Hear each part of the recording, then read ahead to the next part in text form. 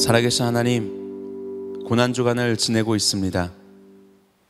내가 고통당할 바를 모두 안고 십자가에 죽으신 예수 그리스도를 더 깊이 알아가는 이 시간들 될 수 있도록 인도하여 주시고, 이제는 부활하시어 다시 사시어 나와 함께 하시는 예수님을 우리가 누리고 기쁘시게 하는 삶을 결단하는 이 기간이 될 수 있도록 인도하여 주시옵소서. 오늘의 말씀 가운데 함께 하여 주시고, 우리가 예배하는 모든 처소마다 성령님께서 동일하게 역사하여 주시옵소서. 예수님의 이름으로 기도합니다. 아멘. 오늘 함께 나눌 하나님 말씀은 요한복음 20장 27절에서 28절입니다. 요한복음 20장 27절에서 28절입니다. 신약성경 184면에 있습니다. 우리 한 목소리로 함께 합독하겠습니다. 도마에게 이르시되 내 손가락을 이리 내밀어 내 손을 보고 내 손을 내밀어 내 옆구리에 넣어보라. 그리하여 믿음 없는 자가 되지 말고 믿는 자가 되라. 도마가 대답하여 이르되 나의 주님이시요 나의 하나님이시니이다.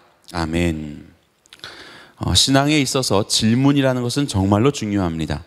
왜냐하면 질문이 있어야만 답이 있기 때문에 그렇습니다. 우리가 온전한 마음으로 진실된 질문을 하지 않으면 답처럼 여겨지는 그런 많은 것들이 사실은 우리의 마음을 비껴가고, 우리 안에 새겨지는 것들은 아무것도 없이 그렇게 지나치게 되는 그런 신앙이 될 것입니다. 우리가 질문을 언제 할 수 있느냐? 우리가 쉽게 생각할 수 있는 것처럼 알아야 질문할 수 있죠. 알아야 질문할 수 있고, 또 모른다는 것도 알아야 질문할 수 있고, 인정할 때만, 그리고 또 관심이 있을 때, 그럴 때 질문을 할 수 있습니다. 알지 못하고 관심이 없으면 질문하지 않고, 그래서 질문하지 않는 신앙이 위험한 이유는 사실은 알지 못하는데 아는 것처럼 착각할 수가 있고, 그리고 묻어갈 수 있는 그런 위험이 있기 때문에 그렇습니다. 어떤 지적인 정보야 더 많이 알든 적게 알든 그렇게 대수가 아닐 수 있겠지만, 정말로 중요한 것이라면 바로 그것에 대한 답을 알아야 하는 것인데, 그것을 질문하지 못한다면 그것은 굉장히 위험한 일이 되는 것이죠. 신앙의 본질적인 질문, 예수 그리스도는 누구신가? 가령 이러한 질문 속에 우리가 온전히 질문을 하고 그리고 그에 대한 답을 찾지 않으면 이것은 굉장히 위험한 상황이 될 수 있는 것입니다. 우리가 오랜 세월 동안 신앙생활을 하지만 우리의 삶 속에서 변화가 없고, 또 신앙의 결단이 없는 이유는 무엇이냐면 진실된 마음으로 질문하지 않고, 그렇기 때문에 진리에 대한 마땅한 답 그리고 그에 대한 반응이 없기 때문이라고 생각을 합니다. 오늘 본문은 도마의 질문을 다루고 있습니다. 쉽게 우리가 도마의 의심이라고 볼 수 있겠지만, 저는 도마의 의심을 다시 말하면 질문이라고도 표현할 수 있겠다라는 생각이 듭니다. 본문의 25절, 위에 있는 25절을 보면, 다른 제자들이 그에게 이르되 우리가 주를 보았노라 하니, 도마가 이르되 내가 그의 손에 못자국을 보며 내 손가락을 그 못자국에 넣으며 내 손을 그 옆구리에 넣어보지 않고는 믿지 아니하겠노라 하니라 라고 그렇게 이야기합니다. 제자들이 먼저 예수님을 만났는데 어찌된 일인지 거기에 도마가 없었습니다. 그리고 만났던 제자들이 이제 도마에게 예수님이 부활하셨다라는 것을 전하는데, 여기 25절에 나오는 그에게 이르되라는 이르되는 반복적인 의미를 가지고 있습니다. 계속해서 정말이야, 예수님이 부활하셨어, 계속해서 얘기를 반복적으로 하고 있는 겁니다. 그런데 도마는 말합니다. 그거는 너의 이야기고 그거는 당신들의 이야기고 나는 주님을 보지 못하였다 라고 얘기하는 거예요. 주님을 보았다고 부활했다고 믿는 제자들과 함께 묻어가는 것이 아니라 자신의 솔직한 내면의 모습을 보고 나는 믿지 못하겠다라고 그렇게 이야기를 하고 있는 것입니다. 누가복음에도 유사한 구절이 등장하는데, 특별히 우리가 오늘 살펴본 요한복음에만 도마를 이후에 따로 언급을 합니다. 그것이 우리가 읽은 본문입니다. 아마도 요한은 이 도마를 찾아오신 예수님, 그리고 그 예수님의 모습과 도마의 반응을 통하여서 우리가 주목할 만한 진리를 찾을 수 있다라고 생각했기 때문이라고 생각됩니다. 예수님께서는 도마에게 제자들에게 이런 이야기를 하신 적이 있습니다. 요한복음 14장에 보면 내 아버지 집에 거할 곳이 많다라고 하시면서 내가 너희를 위해서 거처를 예비하기 위해 그곳에 가겠다. 그리고 너희를 위해서 거기서 거처를 마련하면 너에게 와서 너희를 나에게 영접하고 나 있는 곳에 너희도 있게 하겠다라는 그런 말씀을 하십니다. 그러면서 이제 너희는 내가 갈 곳이 어디인지 안다라고 이야기를 하세요. 그러자 다른 제자들은 다 가만히 있는데 역시 질문을 하는 도마가 이야기를 합니다. 주여, 주께서 어디로 가시는지 우리가 알지 못하거늘 그 길을 어찌 알겠사옵나이까? 이렇게 질문을 해요. 예수님께서는 내가 그 영적인 집이죠. 이것은 영적인 너희들의 거처를 마련할 것이다. 그리고 다시 와서 너희와 함께 그곳을 갈 것이다. 내가 갈 그 아버지의 집, 그곳은 너희가 어딘지 안다라고 얘기했는데 우둔한 도마는 모르겠는데요 라고 그렇게 얘기하면서 그 길이 어딥니까? 라고 솔직한 질문을 하고 있는 것입니다. 아마도 함께 있는 제자들 다 모르지 않았을까 싶습니다. 그런데 베드로도 가만히 있고 요한과 야고보도 가만히 있고 다른 제자들은 다 아는 것처럼, 왜냐하면 스승이 너희가 안다라고 이야기했으니까 그냥 다 아는 것처럼 그렇게 있는데 우둔한 도마는 질문하는 겁니다. 주님, 나는 주님이 어디로 가시는지 잘 모릅니다. 나는 알 수가 없습니다. 이렇게 솔직한 질문을 하는 그런 우둔한 제자인 도마. 하지만 진솔한 질문이었던 이 질문에 대하여 우리 주님께서는 답변을 하시는데 그 답변이 아주 주옥 같은 말씀입니다. 요한복음 14장 6절 제가 읽습니다.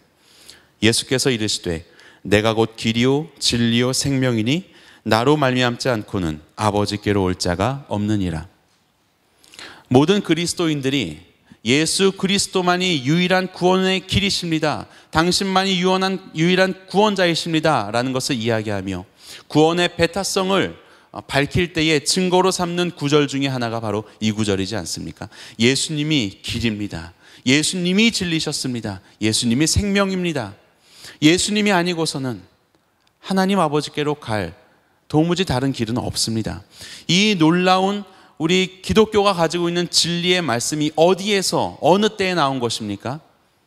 우둔했던 도마의 진솔한 질문에 대한 우리 예수 그리스도의 답이었던 것입니다.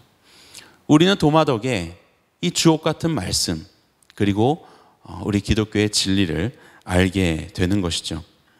이렇게 진실했던 도마, 의심했었던 도마, 이런 모습이 사실은 우리에게도 필요한 모습이 아닌가 싶습니다.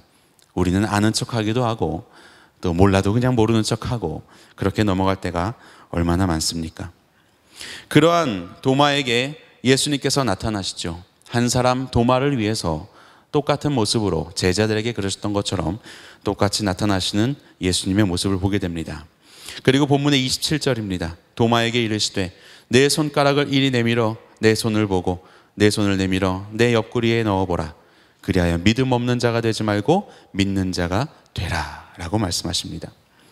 이렇게 나타나시는 도마를 만나시는 예수님의 모습을 통하여서 우리는 얼마나 예수님의 사랑이 크신지를 경험을 하게 됩니다. 저는 요한이 특별히 기록하고 있는 도마와 예수님의 이 만남의 예수님의 모습을 통하여, 그리고 도마의 응답을 통하여서 우리 가운데 주는 귀한 메시지가 있다고 생각합니다. 예수님을 보십시오. 제자들에게 그리했던 것처럼 똑같이 나아가십니다. 그리고 도마가 말한 대로 내 손에 그리고 내 허리에 그 못자국과 창자국을 만져보라 라고 그렇게 말씀하고 계시는 겁니다. 참 신기하죠. 예수님께서는 부활하셨습니다. 부활체예요. 성스러운 몸을 가지셨습니다.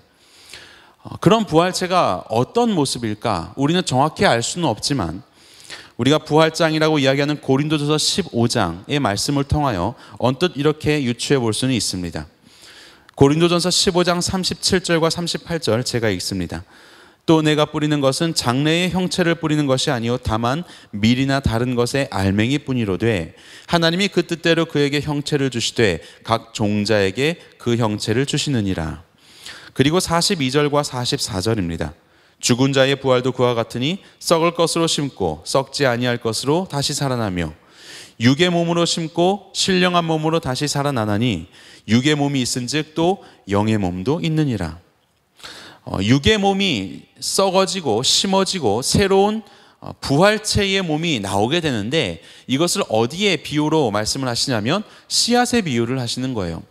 여러 가지 그런 종자가 심어집니다. 그리고 그것이 썩어집니다. 그리고 거기에서부터 전혀 새로운 그런 식물이 나타나게 되는 것이죠. 이 씨앗의 모양과 생김새, 색깔로는 전혀 상상할 수도 없는 그런 나무, 식물의 줄기, 열매, 잎사귀 이런 것들이 나오는 거예요. 그것을 마치 죽어야 할 이 육신의 몸과 그리고 다시 살게 될 부활의 몸으로 그렇게 비유해서 말씀을 하고 있습니다. 그러고 보니까 예수님께서 부활하신 다음에 예수님을 그토록 사랑했었던 마리아는 예수님을 못 알아봅니다. 예수님과 한참을 이야기하며 걸었었던 엠마오로 갔던 두 제자도 예수님을 알아보지 못하죠. 그들이 예수님을 알아볼 수 있었던 것은 예수님의 모습을 통해서가 아니라 예수님이 떡을 떼고 축사하여 나누어 주시는 행위를 통해서 예수님인지를 깨닫게 됩니다. 그러니까 예수님은 분명히 돌아가시기 이전의 모습과는 또 다른 신령한 모습으로 부활하신 몸을 가지신 것이죠. 그 몸은 신기하게도 문 닫힌 곳도 통과하는 몸이었습니다. 그럼에도 불구하고 음식을 먹을 때 음식이 통과되지 않고 소화를 시킬 수 있는 또 그런 신기한 그런 모습의 몸이기도 했습니다. 잘 알아볼 수 없었던 그런 아름다운 형상으로서의 그런 몸이지 않았을까라는 생각이 듭니다. 그런데 그런 부활하신 완전한 몸에 상처가 있는 겁니다. 그것이 손의 못자국과 허리의 창자국입니다. 왜 이것을 예수님께서 남겨놓으셨을까요? 아마도 제자들에게 그리고 도마에게 나타나셔서 내가 예수다라는 것을 알려주시기 위하여, 내가 너희를 위해서 십자가에 못 박힌 바로 그 예수다라는 것을 알려주시기 위하여 이 상처를 그대로 영광스러운 몸속에 남겨놓으신 것이 아니겠습니까? 사실 예수님의 죽음과 그 못자국과 창자국은 별로 관련이 없습니다. 예수님은 못에 찔리셨기 때문에 죽은 것도 아니고 또 심지어는 창에 찔리셨을 때는 이미 돌아가신 후였습니다. 어떤 의사의 그 논문을 보니까 예수님이 죽으신 이유는 십자가에 달리셔서 횡격막이 올라가서 질식사 하셨을 것이다 라고 그렇게 이야기하는 것을 보았습니다. 그리고 요한복음에서 목숨이 떠나가실 때, 그의 영혼이 떠나가실 때 이 떠나가시다라는 것은 능동형으로 쓰이면서 예수님께서 어떠한 외부적인 요인에 의해서 죽임을 당하신 것이 아니라 스스로 목숨을 넘겨주셨다는 능동적인 형태를 쓰고 있습니다. 그러니까 예수님에게서는 이 못자국이나 창자국이 아무런 의미가 없습니다. 예수님의 죽음과는 아무런 의미가 없지요. 그런데 제자들에게 그리고 도마에게는 이것이 의미가 있는 겁니다. 이것은 예수님의 죽음과 의미가 있을 거라고 이들은 생각하는 것이죠. 사실은 어리석은 생각입니다.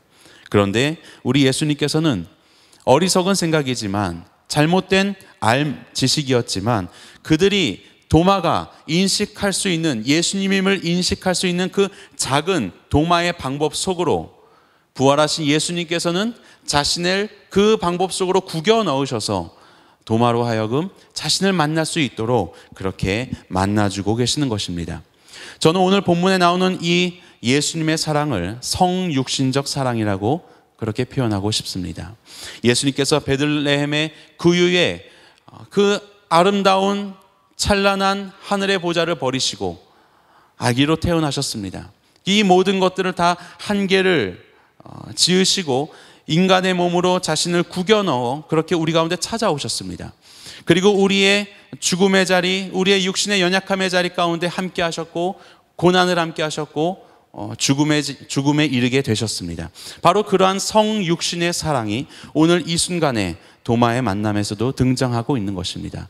도마가 이해할 수 있는 방법으로, 도마에게 꼭 맞는 방법으로 우둔한 생각이었고 그의 질문이었지만 거기에 맞추어서 부활하신 예수님께서는 그 상흔을 그대로 가지시고 도마를 만나고 계시는 것입니다. 이것이 예수님의 성육신적인 사랑입니다.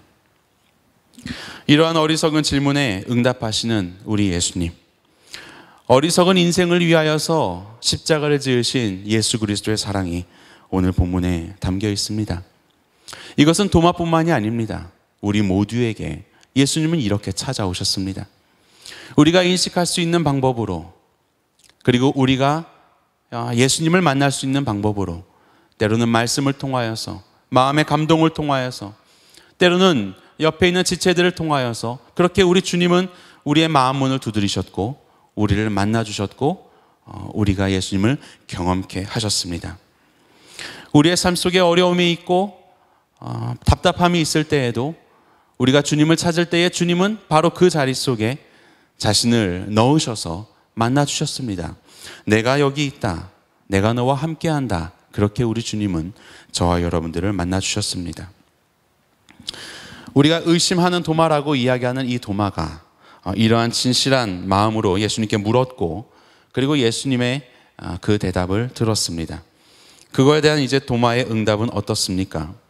예수님의 사랑이 정말로 뜨거운 십자가의 사랑의 모습이었다면 그 사랑의 모습을 확인한 도마의 응답은 굉장히 쿨한 그런 모습을 보입니다. 본문 28절입니다. 도마가 대답하여 이르되 나의 주님이시오 나의 하나님이시니이다. 예수님을 이전에 예수님으로 고백하지 않습니다. 육신으로 내가 따랐던 랍비라고 고백하지 않습니다. 부활하신 그 예수님을 확인하는 순간 당신은 나의 주인, 나의 하나님이십니다라고 고백합니다. 이것은 유대교적인 배경에서는 하나님께만 쓸 수 있는 주인, 큐리오스라는 말입니다. 하나님이라니요, 어떻게 인간이 우리가 눈으로 볼 수 있는 이 형체가 사람이지 어떻게 하나님일 수 있겠습니까?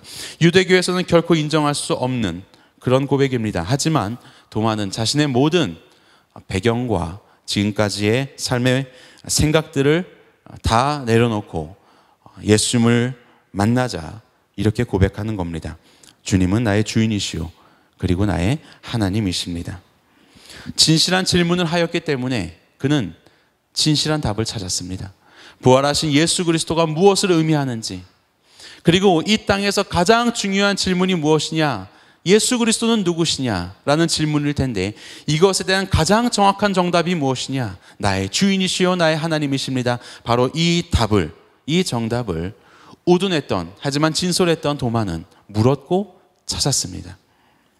그리고 주님 앞에 완전히 무릎을 꿇게 되는 겁니다. 요한복음 13장을 보면 예수님의 최후의 만찬 이야기가 등장을 합니다. 오늘이 고난주간이 이제 주일부터 시작하면 오늘이 5째 날이고, 우리는 이제 월요일부터 기도회를 가졌으니까 이제 4번째 날이 될 텐데요. 오늘 목요일이 최후의 만찬을 가지시는 그런 시기입니다. 이때에 예수님께서 말씀하시죠. 너희 중에 하나가 나를 팔 것이다 라고 말씀하십니다. 사람들은 나는 아니지요, 나는 아니지요 라고 그렇게 이야기를 합니다. 그곳에 있었던 가룟 유다도 나는 아니지요 라고 예수님께 묻습니다. 예수님께서는 마음이 아프셨지요. 내가 떡 한 조각을 가져다 주는 자가 그다라고 이야기하십니다. 그리고 떡 한 조각을 가져다가 가룟 유다에게 가져다 주십니다. 그리고 가룟 유다는 예수님의 말씀을 듣고 돈깨를 들고 나가게 됩니다. 제자들은 꿈에도 생각할 수 없었습니다. 가룟 유다가 어떻게 배신을 할 수 있을까? 저는 돈깨를 맡은 나름대로 현명하고 지적이고 기능이 있는 제자로서 이제 나가서 사람들에게 무엇인가를 나눠주든지 구입하든지 하려나 보다, 주님이 하신 말씀이 있겠지라고 가룟 유다의 평소의 수준이 있기 때문에 그것으로 그냥 그렇게 생각합니다.